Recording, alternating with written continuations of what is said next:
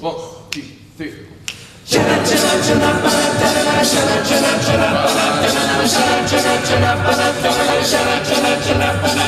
is the Virginia Gentlemen. They were the first guys group back maybe 50, 60 years ago. Then Virginia Bells was the first women's group maybe like 30 or so years ago. And then, you know, from like the last 20, 25 years, that's when I think a bunch of them have been popping up. For some reason, people just love acapella at UVA, and I can't explain it. Nobody really can. We have a ton of groups, and they all kind of have their own little niche. We're kind of like the crazy, fun, intense group.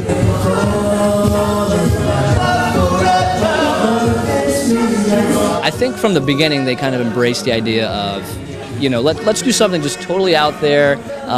You know, acapella is great and we want to do that, but let's just have fun with it. And I guess that was obviously a novelty at the time.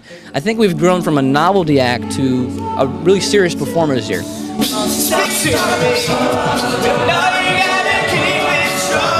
First, I would say, I mean, you just got to get to know the song. Usually get the bass line down. That's usually kind of your map through the song. You split it up into like 4 or 5 parts.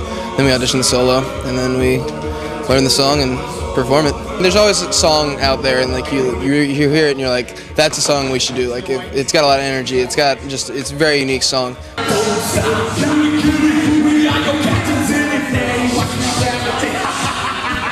But after this concert, actually next month, we're going to start recording intensively, just making sure our album is polished and the best it can be. So a lot of the songs you hear now at the concert will be on that CD. That's definitely the near future. After that, I'm sure they'll be raising money for another CD and probably another trip. That's what every other year they take a big trip too. So those are probably the 2 big things.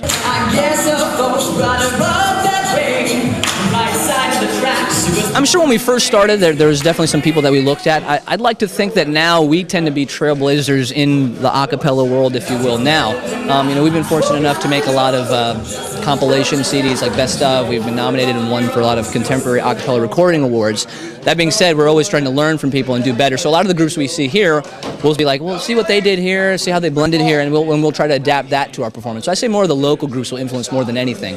But when we go, you know, abroad or in the United States, when we see other groups perform, of course we feed off of that and see what we can do to make it better or what they did that was good and vice versa. It works out, you know, I mean, that's what's so cool about it. Like, that's my favorite thing about AVP is that we're all so different, you know, different backgrounds, you know, different religions and personalities and ethnicities, and somehow it just kind of, you know, separately we don't look like we match or anything, but somehow it comes together and we get along so well, and it's, you know, that's a really rare thing, I think, so I'm really grateful for that.